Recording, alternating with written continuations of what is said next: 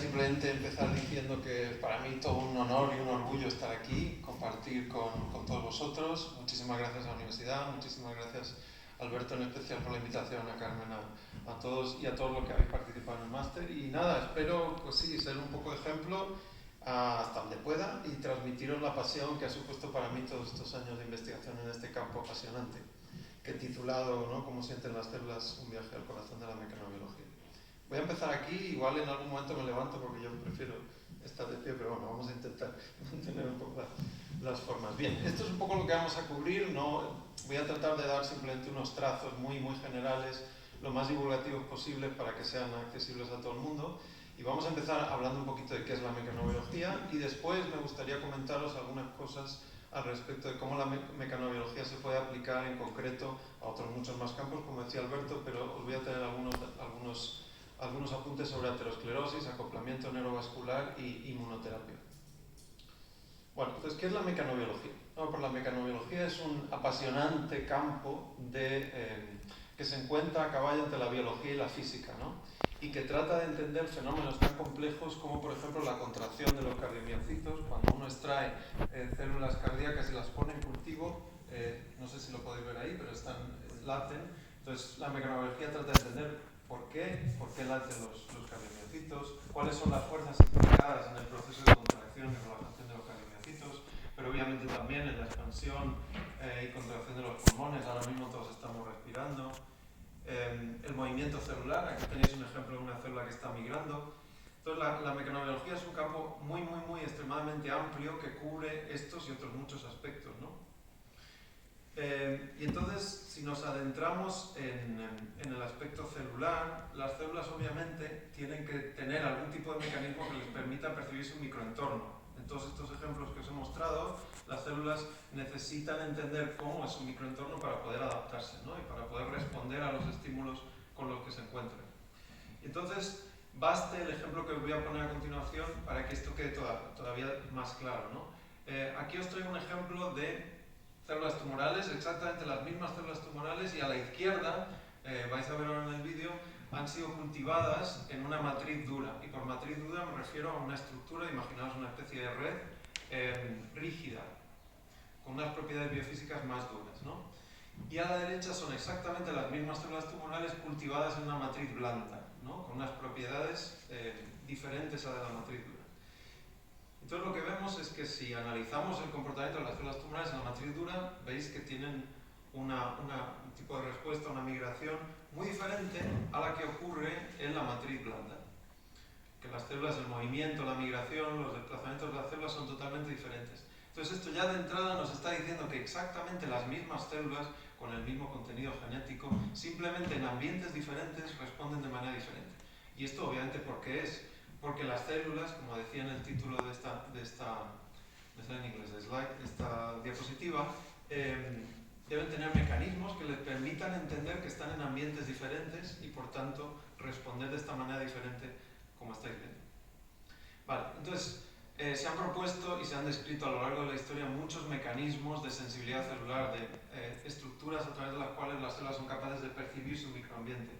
Yo he estado estudiando a lo largo de estos ya casi 13 años en el CENIC unas estructuras muy emblemáticas, muy interesantes, que se localizan en la superficie de la célula y que se ha visto a lo largo también de muchos años de investigación, no solo de lo que hemos contribuido nosotros en el laboratorio, sino de otros muchos grupos, que son muy importantes para este mecanismo de sensibilidad al ambiente, ¿no? Entonces, si recorremos la superficie de las células, nos vamos a encontrar con la membrana plasmática, que es la piel de la célula.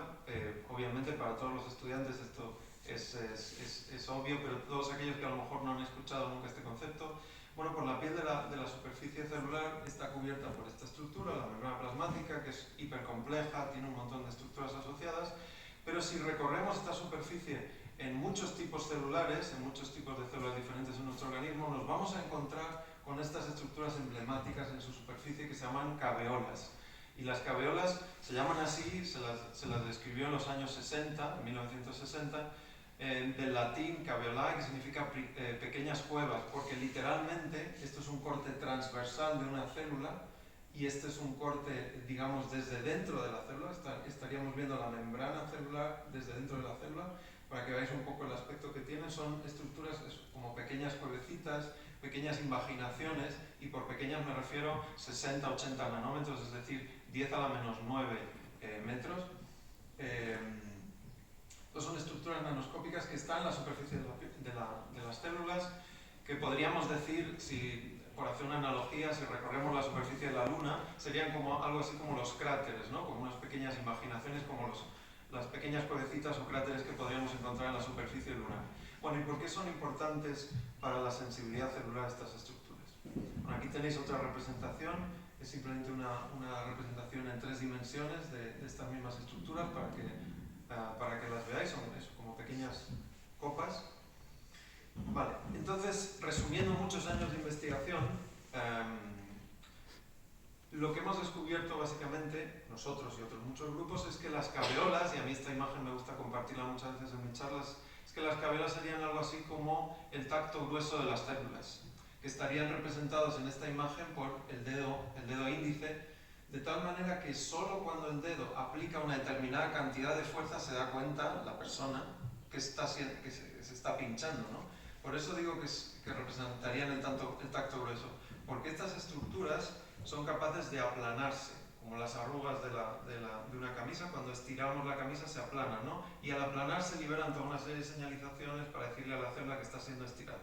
Bueno, pues este aplanamiento de las caveolas solo ocurre cuando se llega a un determinado umbral de fuerza. Es necesario que la célula se estire una determinada cantidad se estire con una determinada intensidad para que las caveolas se aplanen. Y por eso pensamos que representan el tacto grueso celular.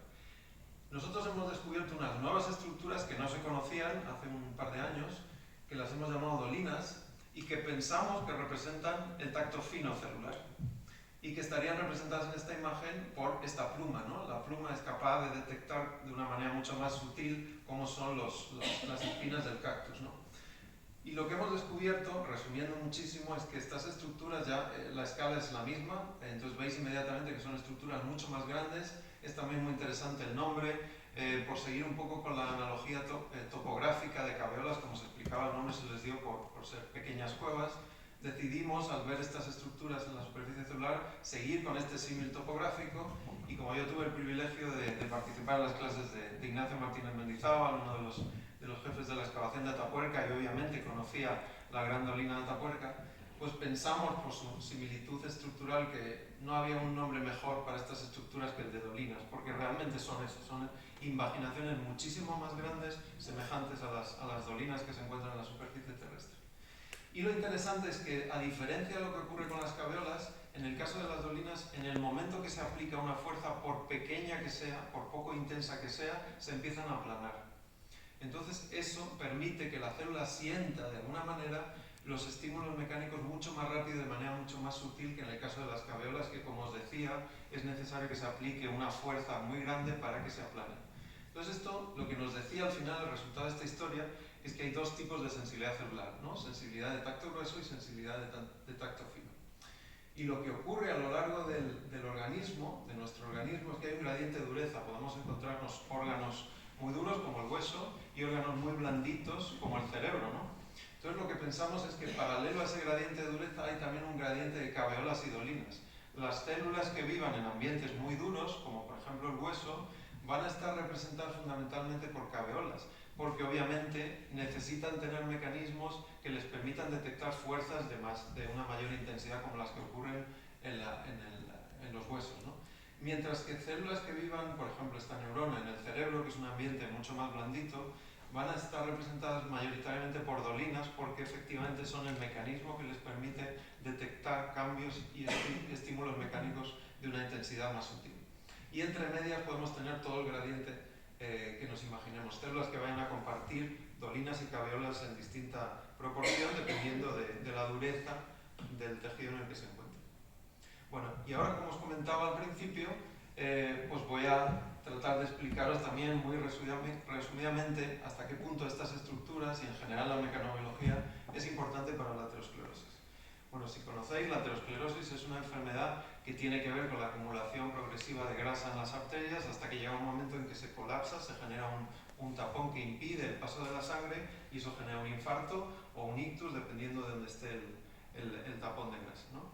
Entonces hay toda una serie de factores de riesgo asociados, como puede ser el tabaco, la obesidad, el azúcar, el sedentarismo, el envejecimiento. Esta es una foto de mi jefe joven y a mí como está ahora, la he puesto con su permiso. Factores genéticos, etc. Hay una serie de factores de riesgo, pero curiosamente estos factores de riesgo son sistémicos, es decir, que están presentes en todo el organismo. Pero sin embargo, las lesiones ateroscleróticas, la acumulación de grasa no es sistémica, no ocurre en todas las partes de nuestras arterias, ocurre en lugares muy específicos. Concretamente ocurre en regiones con bifurcaciones, donde hay curvaturas muy pronunciadas del árbol arterial, como veis aquí, ¿no? Donde están todas estas marcas. Pero incluso en personas con aterosclerosis muy avanzada, las zonas rectas de sus arterias están totalmente libres de enfermedad. O sea que la enfermedad, a pesar de que los factores son sistémicos, la enfermedad es localizada, ocurre en regiones muy concretas. ¿Qué ocurre entonces en esas regiones? ¿Y por qué es importante la mecanobiología, ¿no?, para comprender esto? Bueno, porque sabemos, y cada vez hay más investigación al respecto, que la acumulación de grasa en esas regiones, bifurcaciones y curvaturas, está caracterizada por patrones de flujo muy específicos, concretamente patrones de flujo oscilatorio, turbulento, donde hay un bajo cizallamiento. Cizallamiento es la fuerza que ejerce la sangre en contacto con las células que están dentro de la arteria, ¿no?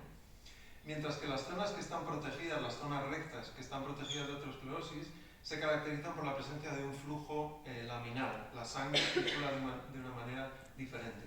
Entonces, precisamente, como os decía, estas zonas de flujo oscilatorio son las regiones que son ateropropensas. Es ahí donde particularmente y específicamente se acumula la grasa, y no en otros sitios. Frente a las regiones ateroresistentes, que son esas regiones rectas donde el flujo es laminar y donde no ocurre lesión, como decía, incluso en personas con enfermedad avanzada. Entonces, bueno, para que os quedéis con una imagen de lo que significa esto, bastante ilustrativa, digamos, el símil sería esto, los meandros de un río, ¿no?, donde efectivamente los flujos son oscilatorios y donde además se acumula mucha cantidad de limo, ¿no?, frente a las zonas rectas de los ríos, donde el flujo es laminar y donde prácticamente no hay acumulación de limo en los extremos. Yo creo que de esta manera es bastante ilustrativo para quedarse con este concepto, ¿no? Entonces pensamos, de nuevo resumiendo muchísimos años de investigación y proyectos que están ahora mismo activos en el laboratorio, es que si hay distintos tipos de fuerzas dentro de las arterias, aquí caracterizados sobre todo por fuerzas de tipo oscilatorio, ¿no?, flujo turbulento, y aquí fuerzas de tipo laminar, entonces tiene todo el sentido del mundo pensar que las células que viven en esas dos regiones deberían tener mecanismos de sensibilidad diferentes, porque las fuerzas que están ocurriendo son diferentes. Entonces pensamos, y esto todavía estamos analizándolo, pero pensamos que las dolinas, que son, como comentado anteriormente, mecanismos de sensibilidad más sutil, de tacto fino, sobre todo pensamos que van a estar más representadas en estas regiones de flujo turbulento, porque ahí el tipo de fuerza, el flujo es turbulento, pero el cizallamiento, la fuerza que hace la sangre contra la arteria es muy sutil, es de una intensidad más baja. Mientras que en las regiones donde el flujo es laminar, donde no hay aterosclerosis, la fuerza que se genera de cizallamiento es mucho mayor, la intensidad es mucho mayor, y entonces pensamos que en este caso las caveolas van a estar mucho más representadas. Esto en la realidad es mucho más complejo, pero obviamente esto es, digamos, un poco la hipótesis de partida. Vale, en cuanto al acoplamiento neurovascular, que es otro de los campos también fascinantes, llevamos 1 año y medio más o menos metiéndonos en este proyecto. Os voy a contar hasta qué punto de nuevo la mecanobiología tiene cosas que decir sobre este tema. Bueno, en nuestro cerebro, en el sistema nervioso central, no solo hay neuronas, aunque obviamente cuando uno piensa en el sistema nervioso, inmediatamente la primera célula que le viene a la cabeza son las neuronas. Pero en el cerebro no solo hay neuronas, hay muchos tipos celulares diferentes. Y también, sobre todo, hay un montón de vasos sanguíneos. Entonces, este acoplamiento neurovascular habla sobre la comunicación entre neuronas y vasos sanguíneos. ¿Y qué es el acoplamiento neurovascular? Pues el acoplamiento neurovascular es una definición funcional que se ha descrito en base a paradigmas experimentales como este que os voy a mostrar aquí. Antes de encender el vídeo, lo que vais a ver aquí es un ratón que está sostenido encima de esta bolita. Tiene una pequeña ventana, se le ha abierto una pequeña ventana para poder acceder con el microscopio a visualizar lo que vais a ver aquí a la derecha. Esto es un vaso sanguíneo y esto de aquí son neuronas, actividad eléctrica neuronal. Y entonces el paradigma consiste en estimular las vibrisas del hocico del ratón, eso produce un aumento de la actividad eléctrica en determinadas partes del cerebro, y entonces lo que se vio es que cuando se estimulan las vibrisas la actividad eléctrica aumenta, pero además lo que ocurre es que los vasos se dilatan. No sé si lo habéis visto. O sea, y esta es la definición de acoplamiento neurovascular, es decir, existe una comunicación muy compleja que se está tratando de describir, que ocurre de manera que cuando aumenta la actividad eléctrica neuronal, los vasos sanguíneos que están próximos a las neuronas se dilatan. Y sabemos algunas cosas de por qué se dilatan, y algunas de las que a lo mejor podéis estar pensando es obviamente como la actividad eléctrica de las neuronas, o las neuronas están realizando un trabajo eléctrico, están demandando energía. Entonces los vasos sanguíneos, entre otras cosas, se dilatan para aportar más oxígeno y más nutrientes a esa zona, ¿no? Cuando la actividad eléctrica cesa, los vasos sanguíneos se vuelven a relajar, ¿no? Entonces imaginaos la cantidad de procesos de este tipo que están ocurriendo en nuestro cerebro, dependiendo de lo que estamos pensando, hay más demandas eléctricas en una parte del cerebro en otra, y la cantidad de procesos que se pueden alterar cuando esto no funciona bien. Cosas como, por ejemplo, la migraña, incluso enfermedades como el Alzheimer. Hay un montón de cosas que pueden estar relacionadas con esto. Y entonces la mecanobiología de nuevo tiene un papel aquí, porque, como os contaba la aterosclerosis, la sangre circula por las arterias, obviamente, la actividad eléctrica, de hecho también sabemos que la transmisión, como comentaba un poco al principio cuando hizo la introducción Alberto, la transmisión eléctrica dentro de las neuronas es también un fenómeno mecánico, no solo se propaga una onda eléctrica, sino que realmente lo que se propaga a lo largo de las neuronas es una onda electromecánica. Literalmente es como una especie de onda, como cuando tiramos a lo mejor una piedrecita en el estanque y se genera una onda que se va propagando, eso es exactamente, o de manera parecida a lo que ocurre en una neurona. Se propaga la electricidad, pero también se propaga una pequeña onda de tensión. Entonces, la propagación eléctrica en las neuronas es un fenómeno que se puede estudiar desde la mecanobiología, por lo que acabo de decir, el cambio en el flujo sanguíneo también, por lo que veíamos antes en la aterosclerosis. Entonces, entender este acoplamiento neurovascular desde el punto de vista de la mecanobiología, pues tiene muchísimo sentido, y es algo que estamos haciendo ahora mismo en el laboratorio. Entonces, pues poneros un esquema un poco más complejo de todo esto. Esta sería la representación del acoplamiento neurovascular, este sería el vaso sanguíneo con la célula endotelial, como veis ahí, complejísimo, está recubierta, de hecho esto es lo que constituye la famosa barrera hematoencefálica, ¿no? Que es esa estructura que separa los vasos sanguíneos del resto del parénquima cerebral, porque obviamente, como es bastante intuitivamente fácil de entender, el cerebro es un órgano muy complejo que tiene que estar preservado de la posibilidad de que empiecen a llegar toxinas o sustancias que no deben estar allí. Entonces, esta barrera hematoencefálica es muy importante para controlar qué cosas van a entrar al cerebro y qué cosas no. Pero bueno, esta barrera, digamos, la definición funcional de la barrera hematoencefálica sería este acoplamiento neurovascular, que como decía, está representado por las células endoteliales, pericitos que están también recubriendo las células endoteliales, los famosos los pies astrocitarios, que está aquí el astrocito recubriendo también la barrera hematoencefálica, y como no las neuronas, que a través de su comunicación con astrocitos y otras células también implicadas, la microglía, etc., forman parte de todo este complejísimo sistema de acoplamiento neurovascular. Y ya por añadir un dato muy interesante, aunque inicialmente se pensaba que esta barrera era, digamos, bastante opaca y separaba los vasos sanguíneos del cerebro, cada vez se está viendo más que hay contactos directos entre las neuronas y los vasos sanguíneos, sin mediar ninguna de estas otras células que os contaba aquí. Es decir, que la barrera hematoencefálica en algunas regiones está más abierta que en otras. Y esto es algo que es bastante reciente y que estamos también estudiando con mucho detalle. Bueno, y entonces de nuevo os traigo aquí a mis favoritas, a las dolinas, además de las caveolas, pero las dolinas especialmente porque hemos sido los descubridores. Pensamos de nuevo que las dolinas pueden tener un papel, en este caso, a lo largo de todo el acoplamiento neurovascular, no solo en la transmisión sináptica de las propias neuronas, sino también en los astrocitos y, como no, en las células endoteliales, regulando o sintiendo los cambios de flujo sanguíneo. Vale, y para terminar, en el campo de la inmunoterapia, que es otro de los campos que hemos empezado hace un año más o menos, también apasionante. Hay proyectos previos en el laboratorio, pero este en concreto ha sido básicamente hace un año. Entonces, la inmunoterapia, supongo que conocéis, es una de las herramientas terapéuticas bastante reciente que tenemos para el tratamiento del cáncer, hay otras muchas, pero la inmunoterapia es una de las que cuando funciona es espectacular, ¿no? Y está teniendo una acogida a nivel clínico muy importante. Como sabéis, la inmunoterapia consiste básicamente, hay distintas formas, pero básicamente consiste en extraer las células del paciente con cáncer, las células inmunes, en concreto las células T, manipularlas genéticamente in vitro para conseguir que sean capaces de reconocer al tumor que el paciente tiene, ¿no?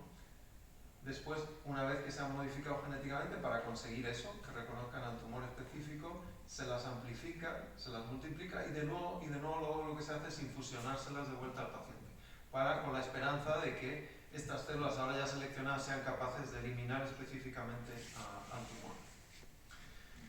Esto es una representación, bueno, una simulación in vitro de lo que ocurre o de lo que esperaríamos que ocurriera en inmunoterapia. Y es que lo que veis aquí en rojo es un tumor, en verde lo que veis es la matriz alrededor del tumor, constituida por fibroblastos, y lo que veis en azul son células inmunes. Y aquí tenemos una situación control y aquí una situación en la que estamos estimulando, en la que estamos de alguna manera tratando de conseguir que el sistema inmunitario funcione mejor de manera similar a lo que se intenta en la inmunoterapia, ¿no?